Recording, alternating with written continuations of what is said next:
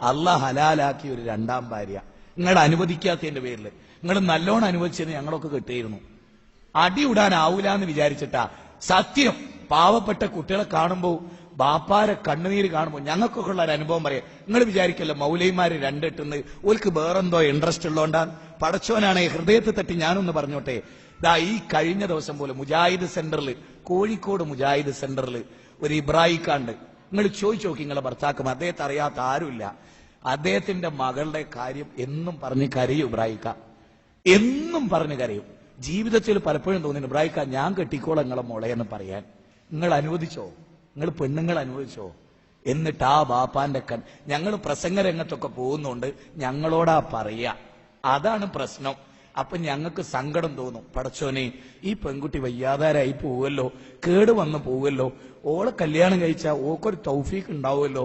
അതിന് നിങ്ങൾ അനുവദിച്ചില്ല. ഇനി നിങ്ങൾക്ക് കേൾക്കണോ, സഹാബികൾ 2 ഭാര്യമാരില്ലാത്ത ആരും ഉണ്ടായിട്ടില്ല. നബി സല്ലല്ലാഹു അലൈഹി വസല്ലം ഒരു കാര്യവും കൂടി പറഞ്ഞ്, അത് നിങ്ങളാരും അനുവദിച്ചോളണമെന്നൊന്നുമില്ല. പക്ഷേ നബി സല്ലല്ലാഹു അലൈഹി വസല്ലം സ്വർഗത്തെ പറ്റി വിശദീകരിച്ചപ്പോ, നിങ്ങളെ ഭർത്താവിനെ സ്നേഹിക്കുന്നില്ലേ? ഉണ്ടേ, സ്നേഹം കൂടുതലുകൊണ്ടാണ് ഇത് എന്നാണ് നിങ്ങൾ പറയുന്നത്. ആയിക്കോട്ടെ, റസൂലിന്റെ ഹദീസ് എന്താ അറിയോ? ഒരു വലിയ മുത്ത് സ്വർഗത്തില്, ഒരു വലിയ മുത്ത്. ആ മുത്തിനുള്ളിൽ ഒരാള് പ്രവേശിക്കും, ഭാര്യ ഭർത്താവ്. എങ്ങനെയുള്ള ഭാര്യ ഭർത്താവ് ആ പ്രവേശിക്കുക അറിയോ? ദമ്പതികളാണ് അവിടെ പ്രവേശിക്കുക, ആ വലിയ മുത്ത് സ്വർഗത്തില്. പക്ഷേ ഞാനും എന്റെ ഭാര്യ അവിടെ പ്രവേശിച്ചാൽ അവിടെ വേറെയും ഭാര്യയും ഭർത്താവും ഉണ്ടാവും. എനിക്ക് കാണാൻ പറ്റൂല, അവർക്ക് ഇന്നെയും കാണാൻ പറ്റൂല. മനസ്സിലായോ? അവിടെ ആരാ പ്രവേശിക്കുക? 2 കല്യാണം കഴിച്ച പുരുഷനും ആ 2 കല്യാണം കഴിച്ച ദമ്പതിമാരും. എന്തേ അള്ളാഹു അവർക്ക് സ്വർഗത്ത് പ്രത്യേകത കൊടുത്ത്? വ്യഭിചരിക്കാൻ സാധ്യത ഉണ്ടായിരുന്ന, ജീവിതത്തിന്റെ പുറമ്പോക്കിലേക്ക് തള്ളിപ്പോയ, പടച്ചോനെ പേടിച്ചൊരു പെണ്ണിനെ കെട്ടിയതിന്റെ പേരില്, 2 സ്ത്രീകളെ പോറ്റിയതിന്റെ പേരില് അള്ള കൊടുക്കണ ഒരിടം. സ്വന്തം ഭർത്താവിന് അത്തരൊരിടം കിട്ടണമെന്ന് ഭാര്യ ആഗ്രഹിച്ച ഒരു തെറ്റും വരാനില്ല നിങ്ങൾക്ക്. ഇനി നിങ്ങളറിയാതെ നിങ്ങളെ ഭർത്താക്കന്മാര് വ്യഭിചരിച്ചാൽ നിങ്ങളത് അഡ്ജസ്റ്റ് ചെയ്യുകയാണെങ്കിൽ ആ ഭർത്താവിനെ കൊണ്ട് നിങ്ങൾ ഹറാമാണ് ചെയ്യിപ്പിക്കുന്നത്. ഇത്രയും ഞാൻ പറഞ്ഞത് രണ്ടാമതൊരു കല്യാണം കഴിക്കാനുള്ള മോഹാണ്. ഒരിക്കലും നിങ്ങൾ തെറ്റിദ്ധരിച്ച എന്റെ പേരിൽ നുണ പറഞ്ഞതിന്റെ പേരിൽ അള്ള നിങ്ങളെ ശിക്ഷിക്കും. അത് നിങ്ങൾ കരുതരുത്. ഇങ്ങനൊക്കെ നിങ്ങളോട് ആരും സംസാരിക്കൂല. പക്ഷെ എനിക്ക് അങ്ങനെ സംസാരിക്കണം എന്ന് ഉറപ്പുള്ളതുകൊണ്ട് ഞാൻ സംസാരിക്കണം. നിങ്ങൾ ഈ കാര്യങ്ങളൊക്കെ ഒന്ന് മനസ്സിലാക്കണം.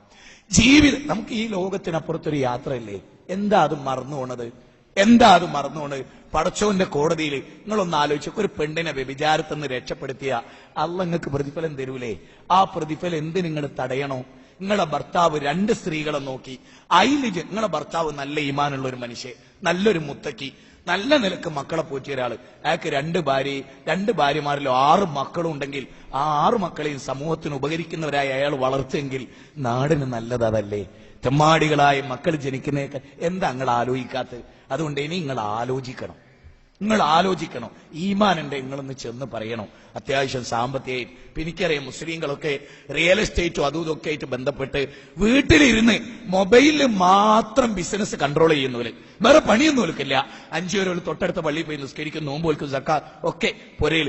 അങ്ങനെയുള്ള ഭർത്താവ് വലിയ കൊട്ടാരം കണക്ക് വീടൊക്കെ ഉണ്ടാക്കിയിട്ട് ഒന്നിനെയും കൂടെ കല്യാണം കഴിക്കാൻ പറഞ്ഞത് ആ സാധു കുട്ടി രക്ഷപ്പെട്ടോട്ടെ. നിങ്ങൾക്കറിയില്ലേ സൗദാ ബീവിനെ നബി കല്യാണം കഴിക്കുന്നത് എപ്പോഴാ?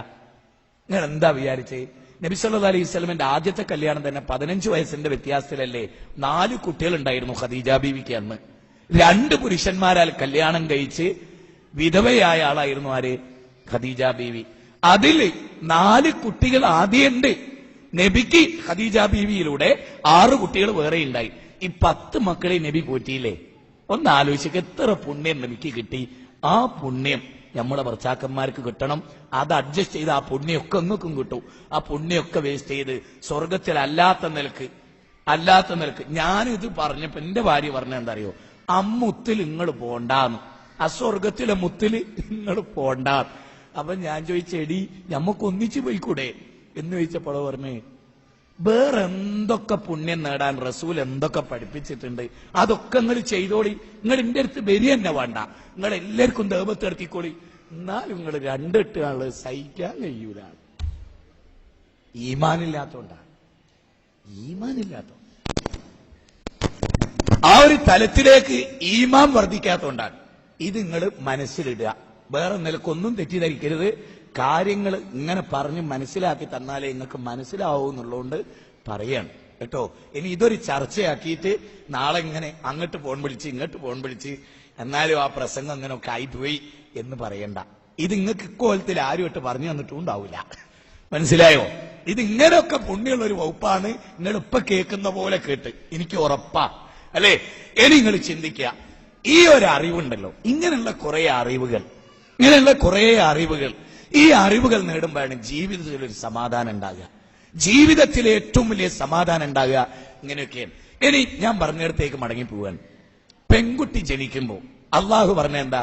വൈദാ ബുശ്ശിറ അഹദുഹും ബിൽ ഉൻസാ ലല്ല വജൂഹു മുസ്വദ്ദുൻ വഹുവ ഖലീം, അല്ലേ? വിശുദ്ധ ഖുർആനിലെ 16-ാം അധ്യായം 56-ാമത്തെ വചനം എന്നാണ് എന്റെ ഓർമ്മ. ഒരു പെൺകുട്ടി ജനിച്ചാൽ സന്തോഷ വാർത്തയാണത്. സത്യം, പെൺകുട്ടികൾ ഒരു സന്തോഷല്ലേ മോളെ, നിന്റെ സ്വർഗാണ് ഈ മോളെ, മക്കള്, അല്ലേ? പെൺകുട്ടികൾ നമ്മുടെ ചുറ്റിലും ഇങ്ങനെ നിൽക്കുമ്പോ നമ്മൾ ചോദിക്കൂ, ഓരൊക്കെ മരുക്കൾ കൊണ്ടുപോയില്ലേ, കെട്ടിക്കൊണ്ടുപോയില്ലേ? ആയിക്കോട്ടെ, നല്ല മരുക്കളെ സെലക്ട് ചെയ്താൽ മതി. ഉമ്മാനെയും ബാപ്പാനെയും സ്നേഹിച്ച് നല്ലോണം നോക്കുന്നേ നല്ല മരുക്കളെ. എഞ്ചിനീയറാന്ന് എന്നെങ്ങൾ നോക്കിയോണ്ടാക്കുവപ്പോ ഓൻ എഞ്ചിനീയറാ, മനുഷ്യനായിട്ടില്ല. കാരണം എഞ്ചിനീയറിംഗ് കോളേജിൽ മനുഷ്യനാകാൻ പഠിപ്പിച്ചിട്ടില്ലല്ലോ, അല്ലേ? അല്ലേ? അല്ലേ? ആലോചിച്ച് നോക്ക്, അല്ലേ? നല്ല ദീനീ വിജ്ഞാനമുള്ള കുട്ടികളെ സെലക്ട് ചെയ്താൽ നമുക്കൊക്കെ പ്രശ്നങ്ങൾ ഉണ്ടാകുന്ന എന്തുകൊണ്ടറിയോ? എങ്ങനെ ജീവിതത്തെ സമീപിക്കണമെന്ന് അറിഞ്ഞുകൂടാത്തോണ്ട് സംഭവിച്ച. അതെ, അത് അറിഞ്ഞിരുന്നുവെങ്കിൽ ഈ ഒരു പ്രയാസമൊന്നും ഉണ്ടാവില്ല. ഇനി നമുക്കൊരു കാര്യത്തിലേക്ക് മടങ്ങിപ്പോവാം. വമാമിൻ ദാബത്തിൻ, ഇതൊക്കെ പാഠമാട്ടോ, ഇതൊക്കെ നിങ്ങൾക്ക് ഹൃദയത്തിൽ ടച്ച് ചെയ്യുന്ന കാര്യം.